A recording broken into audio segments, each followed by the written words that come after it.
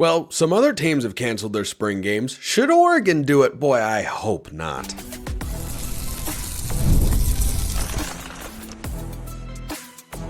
You are Locked On Ducks, your daily podcast on the Oregon Ducks.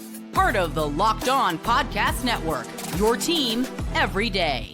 Yes, it is that time once again for Locked On Ducks. I'm your host, Spencer McLaughlin. Thank you so much for making this your first listen or your first view every day, part of the Locked On Podcast Network, your team every day, and your number one source to stay up to date with the Ducks. We've got a lot coming your way. Oregon basketball rolled USC. Some indoor track and field championships. You love seeing that if you're an Oregon fan, of course. And some roster thoughts, all on today's show, which is brought to you by our friends over at FanDuel. Right now, new FanDuel customers can get $150 in bonus bets if your first $5 bet wins. So go check them out. But Nebraska, Minnesota, reportedly Iowa, USC, Texas, Ohio State, Alabama. There are a lot of programs, not the majority certainly, but some pretty notable and high-profile ones, including our Big Ten brethren in Nebraska. Most notably is the school that kind of kicked all of this discussion off. The idea that you shouldn't have a spring game, or that it's just going to lead to your players getting tampered with or getting poached in the spring transfer portal window, I understand that particular concern, but I really, really hope that Oregon doesn't get to that point. There's no indication at this time that they are going to. The spring game is set for 2025 on April 26th. They have had one the last several years, as long as I can remember. Quite frankly, it's always been a really good event, gives everybody a glimpse and a preview that is outside the program of what's kind of going on inside, and get a chance to see the team and whatnot. But the fundamental reason I'm against this is because I'm very pro-fan.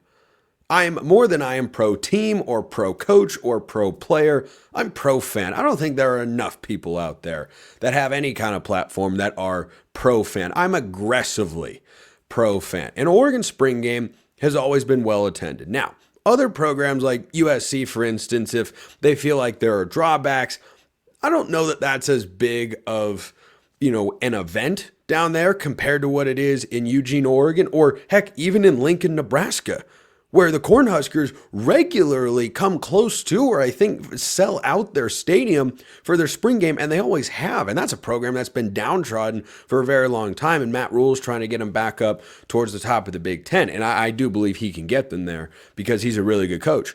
But to take that away, I wouldn't like it. Now, is it the end of the world? No. Nothing's ever as dramatic as it seems. The transfer portal and NIL changed a lot of things in college football. They haven't actually ruined college football. You're still here, after all, listening to or watching this show. I'm still doing this show. Even if I don't like everything about the sport, which I certainly do not, and especially over on Locked On College Football, I have discussed many criticisms of the sport, whether it's the calendar, the playoff structure, the timing of various things. There are plenty of things you can fix in the sport. But I don't know that a solution to the tampering issue is to take away the spring game. Now, what Matt Rhule argued is that it's an opportunity, that's Nebraska's head coach, it's an opportunity for other schools to very easily see what your players are like, and then to be able to contact them, potentially against the NCAA tampering rules and whatnot. But as I've said many times before, tampering, I don't get worked up about it. Everybody's doing it at some level in there. And then have players enter out in the spring or transfer out in the spring portal window.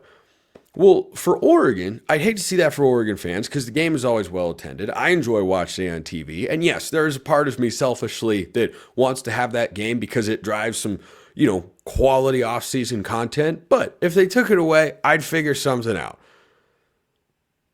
But I also like talking about the spring game because it's a peek behind the curtain, and fans like that kind of stuff. It can be hard to get a peek behind the curtain and understand, hey, who's good, who's coming out, as an emerging player this year, or hey, who's someone that is back and boy, look how different he looks, or look how good this guy is. I mean, can you imagine for this year?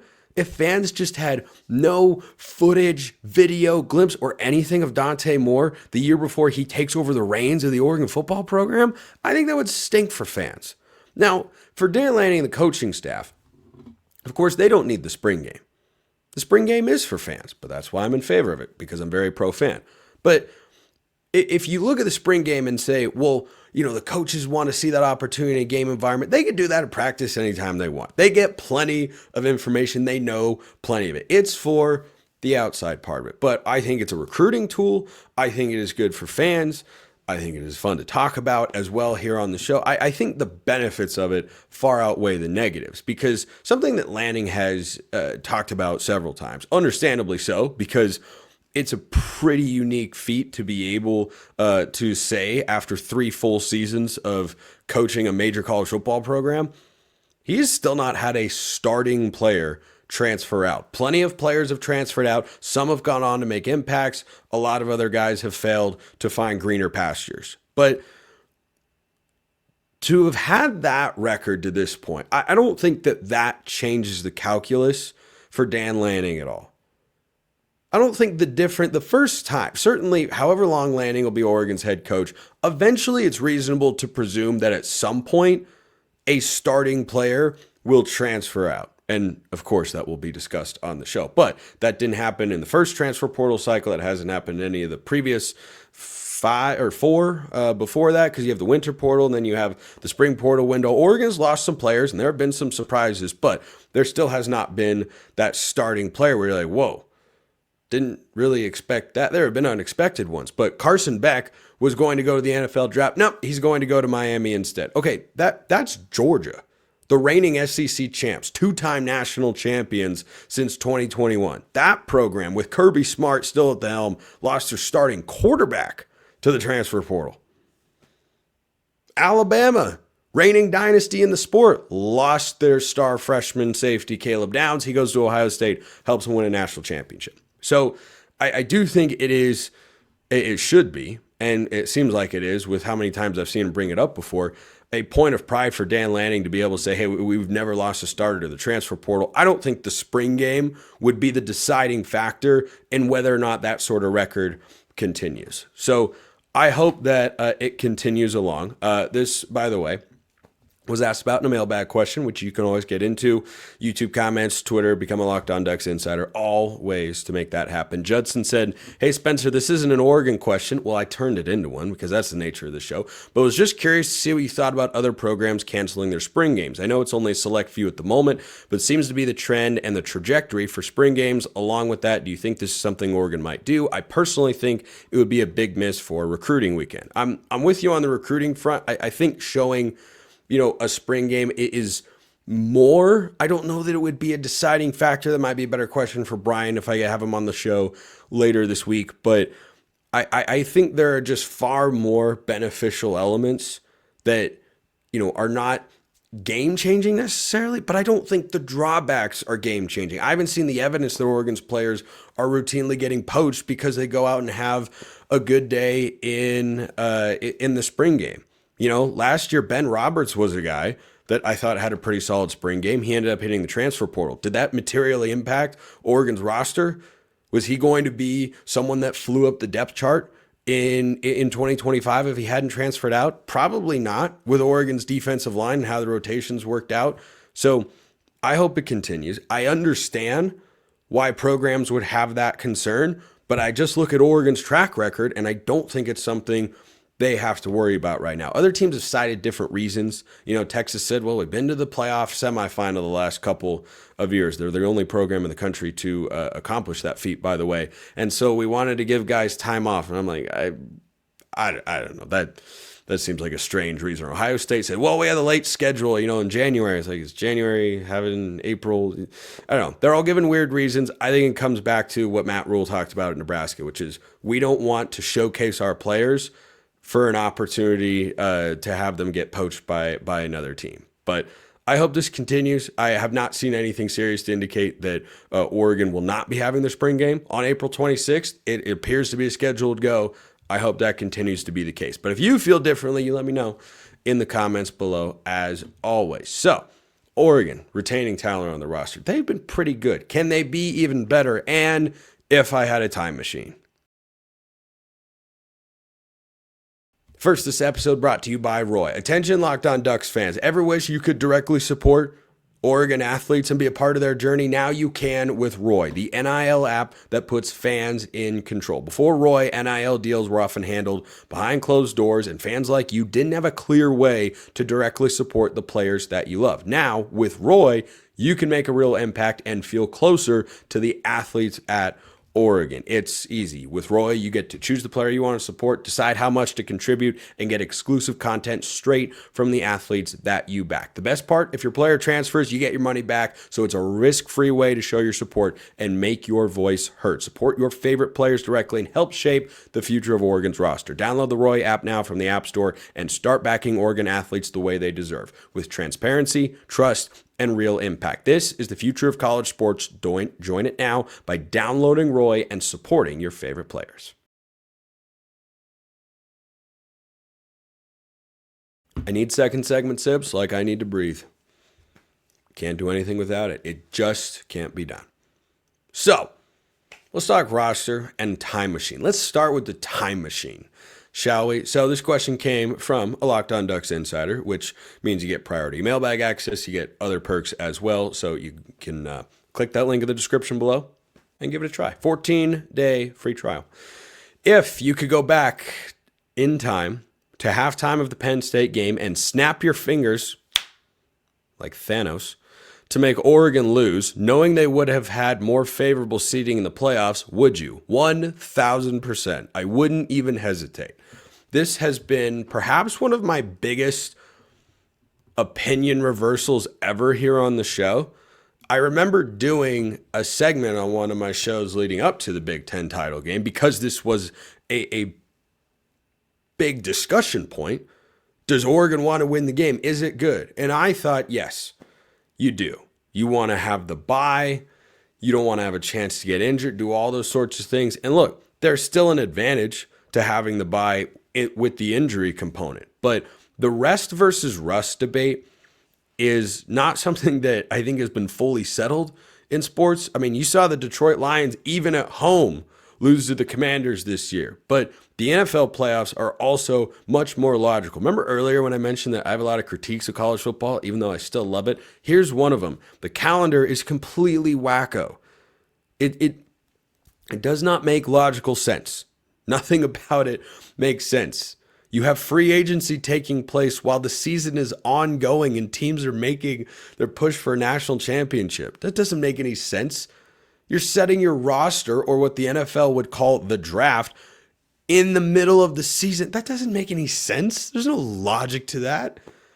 The fact that we've gotten to the early signing day and the early portal window when all of that could be taking place in February as it was originally intended and used to, I mean, I don't know how we got to that point or who made these just absolutely wild decisions. But the schedule for college football shapes up so that Oregon played in the Big Ten championship game on December 7th. December 7th, pretty sure was the date of that game. And then didn't play a football game again until January 1st. And even for Ohio State, give them credit, of course, because they were the best team in that playoff, caught fire, and they were really good. And no one could beat them when they played well. They played not in the Big Ten championship game. So November 30th was the end of their season. And then they got to play Tennessee. They were firing on all cylinders. They were playing at home, of course, which is what I would like to see change with the college football playoff for 2025. The ultimate reward for having a great regular season or being a conference champion like Oregon was and being undefeated. They were the only undefeated team in the country. They didn't get a home playoff game. That's what you should have. Take the neutral site games, make them the first round games, then take the second round games and play them on campus sites and give those teams even more of an advantage. Otherwise, they're playing a neutral site. Well, what's the big advantage? You get this huge, massive layoff. You don't get a chance to get back into the swing of things on your home field. Yeah, I would change that in a heartbeat or less than that, knowing what we know now. I do think it's a coincidence that all four teams that had a bye lost. That won't be the case forever. I don't think it's a coincidence that all 4 teams that won a conference championship and for their troubles were given, about a 3-week layoff, came out and had slow starts in the first quarter. Arizona State was down 14-3 before they even got their pads suited up. Oregon was down 34-0, just never found their footing in that first half. Boise State was more competitive than the final score of that Penn State game indicated. It was 31-14, but it took them a while to get going and get into the swing of things. And Georgia, the same thing. Their offense just couldn't. Now, they had a backup quarterback too, but they look far more settled in the second half than they did in the first. So I don't think those things were a coincidence. The layoff, I think, is too long. The NFL, I think, only has a week or two, not that extra third week in there, plus a couple of days. I just think that's too long. But the format is what it is. There have been reports that it wasn't going to get changed, but now it could get changed. The Big Ten and SEC are talking about all that sort of stuff because they basically control the entire playoff. But I would like to see that format change take place because it makes a whole heck of a lot of sense. But yeah, knowing what I know now, Oregon would have gotten a home playoff game against SMU because Penn State would have been the Big Ten champ. So Oregon probably would have had a home playoff game against SMU. I'm wildly confident they win that game. And then in the second round, they would have played Boise State at a neutral site in the Fiesta Bowl, and Oregon found a way to beat them before they were playing really good football. And yeah, then they would have had maybe a shot at Notre Dame in the semifinal. Notre Dame was a really good, well-coached team. And look, maybe they lose to Ohio State in the national championship game anyway, but I would have liked to have seen how Oregon could have done in the position Penn State wound up in, which was, by any objective metric, a better place to be. Oregon was a better team than Penn State.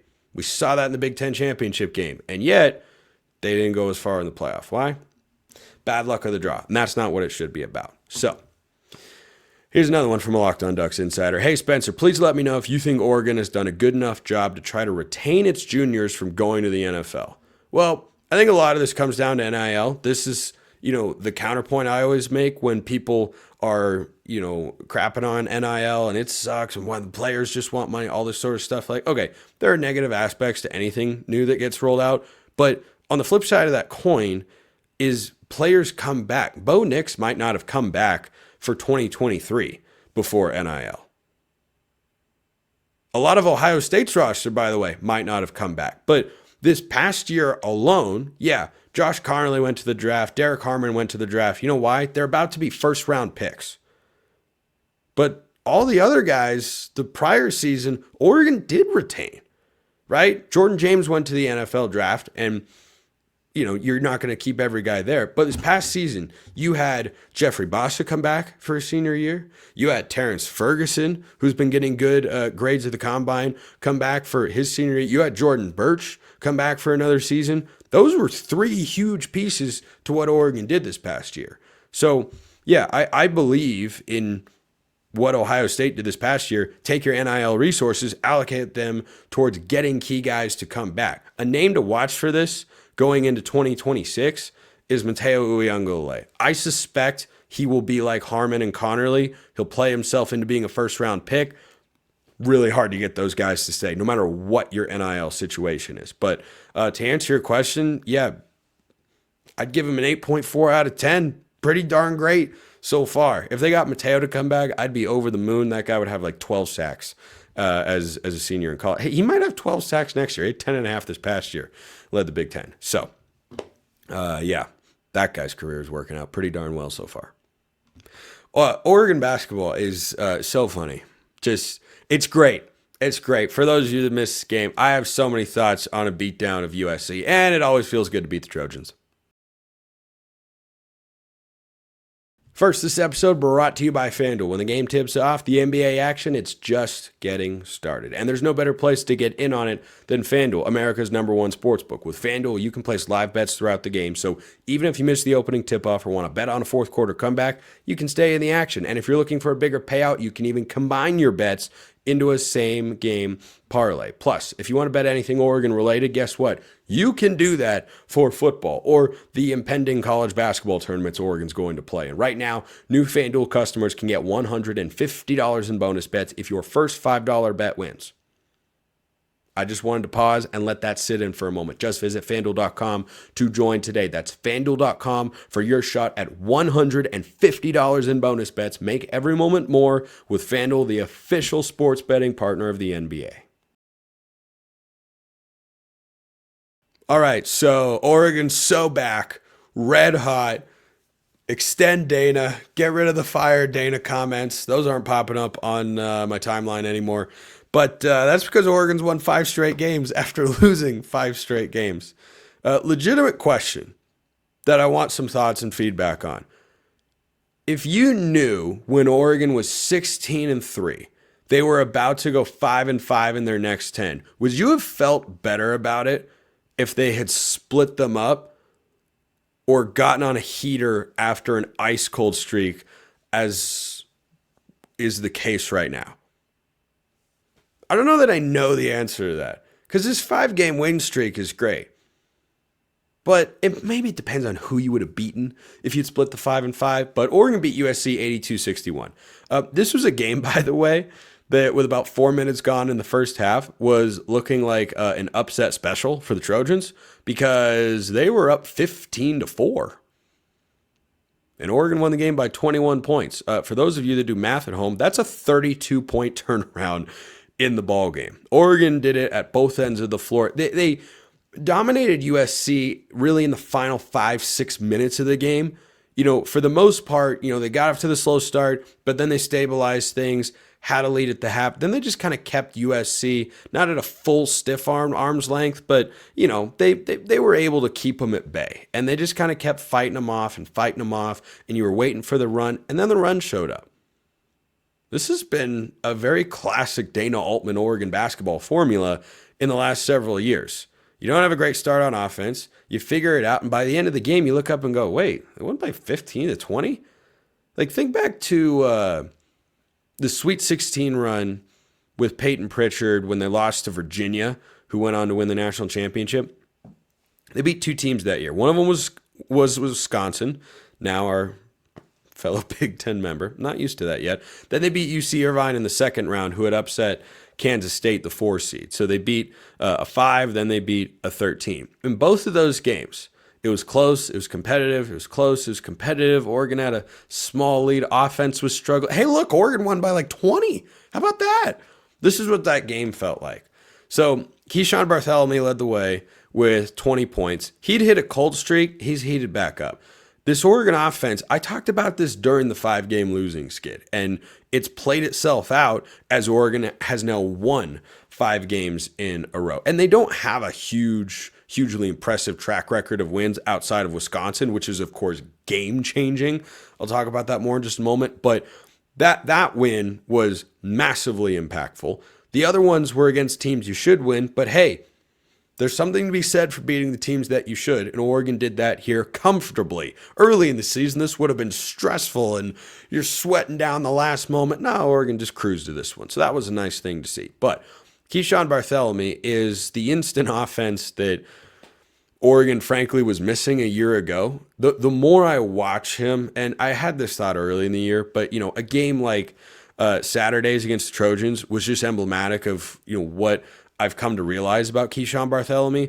If he had been healthy last year, not Nate Biddle, or I don't even remember who all got injured last year. It was everybody, it seemed like. If Keyshawn Bartholomew had been healthy, Oregon beats Creighton, goes to the Sweet 16, and maybe goes to the Elite 8. I fully believe that. Because remember, it was a 2-man scoring effort. Shellstad was a freshman. He had his moments, but Bartholomew's a veteran. This is like his 6th year of college basketball. Last year was his 4th or 5th. He wasn't going to be afraid of that moment. He knows how to be a reliable scorer, and Oregon needed one more consistent scorer or shooter, and they didn't have that down the stretch, and it just became the Jermaine Couisnard and Folly Dante show. And that was really effective and great and fun and awesome, but it ultimately had a ceiling, and they just needed one guy. This team doesn't have that problem, which is great, and why I've been bullish on them since before the year started. The depth, the depth, the depth. The expression for Dana Altman's teams, sometimes you, sometimes me, always us. That's what this team embodies offensively. Sometimes Bartholomew, sometimes Shellstad, sometimes both. Shellstad was great in this game. He hit 3 triples, he had 19 points. Biddle had 15 points, 7 boards, and 5 blocks. KJ Evans, 8 points, 6 rebounds, couple of blocks, and a steal. Every time KJ Evans has that sort of stat line off the bench, Oregon seems to find a way to win. I'm just going to keep throwing that out there. But I think they're settling into, those 3 guys being their primary offense, which is good. But it's not as if they don't have other capable scorers. TJ Bamba could give you 20 points, especially if he could figure out how to shoot threes again, but he can get his own shot. Brandon Angel can score and is a knockdown corner 3 guy. The depth there, I think, is just so much stronger, and Bam Tracy can get going a little bit. He also was in a cold spell and has found his 3-point shot again, which I figured he would. But something else that I've talked about repeatedly with this team is defense. And they held USC to 34% shooting, 5 of 22 from beyond the arc. Nate Biddle, 5 blocks. Evans, 2. When those 2 guys are locked in defensively, they are an elite shot blocking tandem. Elite. And you know what? I like Brandon Angel. KJ Evans has been the better player over the last couple of weeks. Evans will keep coming off the bench. You don't disrupt the flow and rhythm. But don't be surprised, if you haven't tuned into a game in the last couple of weeks and, you watch the Indiana game on Tuesday, for instance, as they go for their 6th straight win. Indiana's been playing good basketball too over the last couple of games. But don't be surprised if KJ Evans is on the floor late in the game and Brandon Angel is not. Evans is a significantly better defender, and sometimes Angel gets pushed around. So the problem, though, is that Evans does not have as consistent or refined of an offensive game as Brandon Angel, nor is he as good of a shooter. So Indiana is up next on Tuesday, who have played themselves into being a last 4-in team, according to none other than Joe Lunardi. Because who else would you look for bracketology news? I don't really know. Now, that was going into the weekend's game, so that'll probably get updated by Tuesday. But the Hoosiers have won 3 straight. I'll have more on them on tomorrow's show leading up to the game with Jacob Goins of Locked On Hoosiers, who will make a reappearance here on the pod. But Oregon, before the USC game, was projected as a 5 seed, according to Lunardi.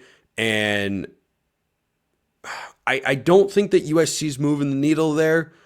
They're sub 500 in Big Ten play. I think they're now sub 500 on the season, quite frankly. So I'm not thinking that's a resume-defining win. The Wisconsin game, though, has got them in that position. I think they'd be projected 6 seed at best, maybe just at 7 after falling all the way down to a projected 8 or 9, depending on which bracket you looked at. Lunardi, I think, had them as low as 8. They probably would have been at 7, but the Wisconsin win on the road, number 11 team in the country, man, that's got them sitting at a 5. But now that Indiana is a bubble team, that suddenly becomes a resume, not as big as Wisconsin, but beating Indiana would do more for Oregon's resume than would beating USC, as they did on Saturday. And then Washington's their last regular season game, and that's this Sunday. Then the Big Ten tournament, where you could run into a really good team, add another resume-boosting win. So if they can get up to a 4 seed, that'd be great. That would be good. The number of times a 13 beats a 4 compared to a 12 beating a 5, don't have the numbers in front of me, but I know from doing brackets over the years, that's a substantial jump. It's just, that's kind of a cutoff line for the caliber opponent. Now, 13 seeds have beaten 4s. I've seen them come very close on other occasions. Furman beat Virginia a couple of years ago. Kevin Harlan was one of my favorite calls ever in the history of sports. But Oregon is in a really good position here. And Indiana, Washington, you win those 2 games, I think you're a 5 seed at worst. If you split, maybe you drop down to a 6. And then you're kind of into a 50-50 game. Oregon was an 11 seed last year, beat 6 seed South Carolina, of course. 11 and 6 usually is a 50-50 matchup there. So big final stretch, but that Wisconsin win continues to loom really, really large for Oregon seeding purposes. And that's a great, great thing to see. But again, when this team plays defense, the offense, even in the 5-game losing skid, has been in a good rhythm. They just have to find that defensive intensity. When they do, they can beat anybody in the country. Anybody. Don't forget that. Appreciate everyone listening. I'll see you next time. Have a wonderful rest of your day, and go Ducks.